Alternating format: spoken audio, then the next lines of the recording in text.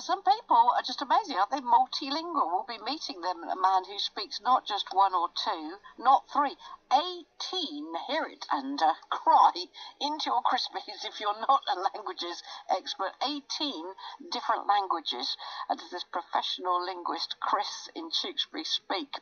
He's going to help me out with a bit of tips and advice, I'm thinking, before too long. Because when Chris Hughes' parents came home from a package holiday in Spain back in the day, they brought a sort of Teach Yourself Spanish book back with them too. It was thought of as a great idea, but there it sat, gathering dust on the shelf, until an 8-year-old Chris took it down, frankly fascinated. That was the moment everything changed for him. Within, I don't know, weeks, he'd learnt the first of his 18 different languages he now speaks. And Chris is here from his base in Tewkesbury, where unsurprisingly he's now a professional linguist with his firm, Albanian Languages. Hello, good morning to you. Hello, Anna. Mirman Jesse. Oh, okay. Where are we going? What are the languages? Which one are we going for? Albanian. I thought I'd start with Albanian. And something again, exotic. Mirman Jesse. Mirman Jesse. Oh, you're a natural. Yeah. But if it was just about copying, wouldn't it all be so easy? Oh, it would, yeah. But we do remember, I bet, you know, if it wasn't just in the languages lab at school, or whether you have one of those, I don't know, Rosetta Stone or linguistic, you know, courses on tapes and stuff, then, and a lot of it was about repetition. But then, like somebody pointed out earlier, it's all very well, but the phrases that she was trying to learn, they kept pointing her at which way to the castle, and she was like, I want to go to the castle, you know. There was no sort of way of manoeuvring it to what you want to learn to say. But that started with you randomly with this book your parents brought home. It did. They just had this book on the shelf. They'd intended to use it to learn Spanish when they went to Tarragona in the 60s. My dad, I have to say, this is not genetic. My dad was one of these people who thought that everyone should speak English. Shout very loudly. Yeah, point. yeah. Well, there's a lot of people who do seem to, you know, have that attitude. Yeah, yeah. And they bought this book with good intentions. They learned absolutely nothing from it. Left it on the shelf, gathering dust. The spine was not broken, people. Certainly not. And nearly 20 years later, I picked it up, just fascinated. I thought, I'll have a look at this. And I started reading the first page, and I thought, oh, I can do this. And you know, as a child, it's quite exciting when you find something that you're good at. Yeah. And I suppose when you're an adult as well, but particularly when you're a child. I thought, I can do this, and I can pronounce it, and it sounds okay. And I was progressing through the book quite quickly. And what would your mum and dad realise at that point? Were you quietly in a corner then? They eventually cottoned on. Yeah, I don't think they cared too much because they'd forgotten about the book anyway. Yeah. They probably forgot they'd even got it. But my mum had done French and Latin of all things at school, so she had a bit of language and she encouraged it. And my dad was just very impressed that I could speak anything apart from English at the time. So he wasn't. So he was quite positive about it. He was positive about it, to be fair to him, yes. Yeah, yeah. But you see, that's normally would have been the end of the story, because I remember my dad was posted during the war in Palestine, as it was then, and brought back things that I found fascinating decades later. One of those was a hymn book that was all in Arabic, and what I loved partly was the lettering, which was fascinating and beautiful, but also the fact that it went right to left, not left to right. Yes. You know, that blew me away. But I didn't learn anything beyond it went right to left. There was some people have that step beyond, and clearly you're one of them. Yeah, it's like a spark. And something, when I started learning that Spanish, there was a spark inside. I thought, this is really exciting. And it was things that probably other people would find really geeky, you know, like, wow, I mean, nouns can be masculine and feminine. What's that then all about? Then you've got German, which gives you a headache. Well, exactly, then you've got German, you've got another gender, and it's really fascinating. And adjectives agree with nouns, all these things that some people would find really geeky. But it's a spark, and whenever I learn a new language, there's something there, there's a spark, there's an excitement. And knowing that I'll be able to speak to people in their own language and get a reaction, get a response. I mean, with most people, when you speak their language, even if you're not very good at it, even if you can just say, hello, how are you, their faces light up. Yeah, but you know what happens? Their faces light up and then they answer you in perfect English. And you think it took me 3 hours to get to this point, and then they just answered you immediately in English. You crushed your spirit. Anyway, we'll take a break. We'll come back with more. Chris Hughes with me in the studio then from his base in Tewkesbury, where he runs Albaro Languages as a professional linguist. I knew he'd know a few. 18 languages. Go on, give us another flavour of it then, please, Chris. Okay, well, we could go for Bună dimineața. That's why. And again, one time. Bună dimineața. Bună dimineața. That's it. Oh, What have I really said? perfect. That's good morning in Romanian. That Yeah! There may be somebody pulling over going, look at that, I had no idea. I'm hearing Romanian coming out of the radio. What I think is fascinating is that you haven't gone for what I call the typical route. You know, you haven't gone the French, Spanish, Mandarin route. No, Albanian, Romanian, Basque, Catalan, so specific parts of Spain and the area. You also speak Romani, as in Gypsy language? Yes, I do. Yeah. What does that sound like? Well, I could say good morning in Romani as well. It's Lacho dives. And again? Lacho Dives. dives. That's it. Yes. Oh, okay. You really are natural. Oh, you're just playing there, you sweet talker, you. So what have we said, though? Maybe I should ask this before I say it. What have we said? That's good morning as well. That's good morning. Yeah, and you could say as well, Vachiarav Romanes. Vachiarav Romanes. Romanis. No, that's not right. What's the last bit? Romanes. A bit like the French. Romanis. Romanis. That's it. Yes. Okay. And you can now say that because you just said I speak Romani. Yeah, not this week. But that's like surely a very specific. You know, where are you going to use that in day-to-day working life, Romani? Well, it's surprising. I mean, there are plenty of Roma people in this country who still speak Romani. I mean, I think people get confused. They think Romani is some kind of made-up slang language, or that it's somehow like Cockney rhyming slang. That's it, like Cockney rhyming slang, or even something to fool the police. You know, you can use funny words and the police won't understand what you're talking about, but actually it is a genuine real language. Real structure, grammar. It has a masculine and a feminine, so I was talking about So he's excited. I'm excited about that. And it's a real language. It came from India in the 10th century. Lots of people don't realise that. I mean, we say gypsy because we mistook them for people from Egypt. So right. That came from Egyptian, whereas actually they came from India in around the 10th century. How much of that is fascinating to you, the history? Because I remember, we were offered a chance for me to learn Latin at school. I remember my dad saying no, because it's a dead language. But of course, then the alternative argument is that it gives you the beginnings of so many other languages. It does. Is that part of the charm? Oh, it's a huge part of it. Yeah. I really don't think you can learn a language in isolation. Just picking up a phrase book and learning some phrases just for the sake of it. Yeah, I mean, one of the great joys for me of learning a language is that it opens up the whole culture. It opens up another people. I mean, you have a different outlook on the world, really, when you speak another language. And particularly something like Romani, when the traditions and customs of Roma people are so completely different to ours. And you get that through the language.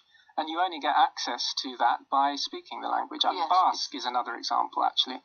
It's one of the few languages where you can say in Basque, I am Basque, and you become a Basque without ever having been Basque. Mm-hmm. Because the Basque word for Basque means one who speaks Basque. Huh. Euskaldun, which is Euskaldun. Euskaldun. That's it. Euskaldun. I'm having trouble with this one. Go on, and again. Euskaldun. Euskaldun. I don't think I'm going to be Basque anytime soon, But so that must be a shortcut. I mean, the more languages that you learn, the more you get these shortcuts. That's like that. It is, yeah. It's the familiarity of recognition. Up to a point it is. I mean, yes, I started with Spanish and then moved on to Portuguese, which is fairly similar when it's written down, and then Catalan and Galician, which are similar. And that's how it started. So I started collecting those kinds of languages. Collecting languages. Now, you mentioned something there, and that's the point of really the business side of things, is you say written down, because even if you can learn a language to be able to speak it to get by on holiday or to buy your fruit pies or whatever it is, it's a very different thing to be able to read, to write, and to get that structure right. But also, you translate important documents. Give me examples. I mean, like, big important stuff you cannot get wrong. Yes, absolutely. I mean, I translate things like medical records, medical notes, certificates for people applying for jobs, or references for people applying for jobs. So it's vital for their future. So particularly, probably the main two languages that I work in at the moment are Romanian and Albanian. And there are plenty of people coming into the UK still. I don't want to say the word that starts with B. No, let's not say the word that starts with B. Yeah. But still, even after that's all started, lots of people come into the country, and they need, obviously, to apply for jobs. Yes, their they say, look, I'm a doctor reference. there, but I need to be able to show that my references that I am a doctor, and that, Exactly, and you have to have equivalences as well, so you can't just literally translate something, because, for example, the word for, Bachelor of Engineering in Albanian doesn't literally mean Bachelor of Engineering, so if I translated that as that, then someone in the UK, an employer, would look at that and think, well, you're not up to the job, are you? That doesn't sound very impressive, so you have to know the equivalents as well. Yeah, so that is quite a lot of pressure, because it's somebody else's life, opportunities that are in your hands. Yes. And a lot of legal documents as well, don't you? A lot of legal documents as well, so it could be all sorts of things, ranging from witness statements in crimes or for insurance claims, so that these are all things that matter very much to people. I think people think of translators as just someone who sits in a dark room somewhere with 17 months of time to do it. That's it, with an old book or something. All the time. Oh, absolutely. Yeah. The deadlines are usually quite tight as well, because I think the people that ask for translations, often they're not linguists themselves, so they think, a translation is as quick as just reading it. Can't take that long, surely, just to translate it. So you'll get a deadline. How long does it take? So you've got like a page of A4, and it's a legal thing, because you've got to have the right, you understand, like when you said about medical, for example, you've got to have medical Portuguese or something, it's very specific, isn't it? So if you had an A4 page, how long typically would that take you then? It could depend on all sorts of things. If it's a certificate, probably 24 hours you'd need at least to translate it, but it could be highly technical. I mean, if it's a medical document, a page written by a doctor, all in highly technical medical terms, then it could take you longer. You might need to research some of the terms, because I'm a translator and I specialise in medical and legal, but I'm not a doctor. No, exactly. There's a very specific difference there. There is, yes, yeah. So I'd still probably need to research things as well. So it can take much longer than just looking at a page. I mean, that's something common you get, isn't it? When you say you're if you're at a party, and you say, I'm a translator. Yeah, you don't say and that. they say, translate something for me. What does this say? That's it, yes. It's a party piece. So do you not say, have you got something else that you say you do and you don't want to tell anybody? I don't know. I do admit it, but I expect to those questions. I expect the question. Or, say something to me in Albanian or something like that. Yes, which is exactly what I did, of course, God, typical. All right, we'll take a break. We'll come back with more from Chris. It's Anna here. Good morning, BBC Radio Gloucestershire. Nice to have your company today, as we've been talking then to Chris Hughes from Tewkesbury, who's a professional linguist. But even so, I was in awe when I said, how many languages do you know? And he said 18. I read them and I weep. 18 languages. And some really unusual ones, like Albanian and Romani, the gypsy language. What's the reaction if you speak Romani to somebody? Well, how do they react? That must blow them away, doesn't it? Because it's not something that typically happens on the street at all. It's not. Well, at first they assume that you're Roma as well. Because there's an assumption. Why else would anyone learn it in the first place? And no one else speaks it anyway. So there's an assumption that you're Roma too.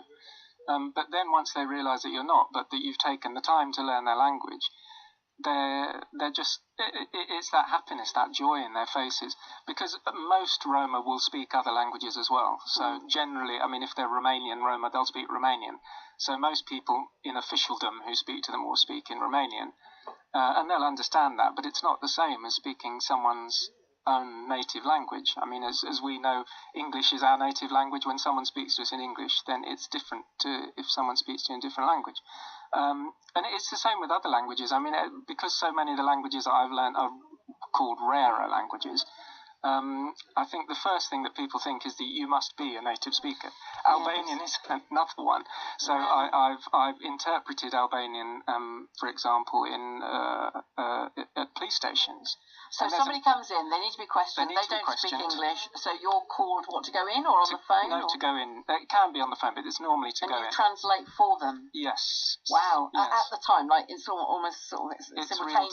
Real time. It's consecutive. Well, I didn't know you were going to say that, because I only just earlier in the programme mentioned, I said, God, I cannot imagine the pressure of trying. I always think about, like, you know, when Theresa May or you know, Donald Trump have these pieces in, and they're getting real-time translation from some poor soul who's thinking, what's the word, you know, and you've got half a second to think of it. So that is, and again, in a legal situation like that, a lot of pressure for you. It is a lot of pressure, because obviously you have to get it exactly right. Both ways as well. So what the person is telling you in Albanian, whatever language, that has to be right for when you interpret it back to the police officer sitting in the room. Because neither of those speak the language, so they won't know if you're getting it wrong. Exactly. So there is a lot of pressure. Do you have a blank on something? I can't think of the word. You can. I mean, sometimes you have to paraphrase. So you have to describe something. I mean, if you really can't think of the word, because it doesn't look terribly professional to sit there and say, "Oh, can you wait a moment while I get my dictionary out?" Yeah, hang on a minute. So yes, I mean, it can be a bit awkward. I mean, the police have to start, if they're questioning anyone under caution, then they have to start by saying, you know, you have the right to remain silent and so on and so forth. You know that one in language. Well, you have to try and remember that. I mean, they say it very quickly and it's very long. I think that the problem often for when you're interpreting is that the people who you're interpreting for often don't realise how much you have to remember when you're interpreting. Yeah, so don't say great long words, stop for a minute.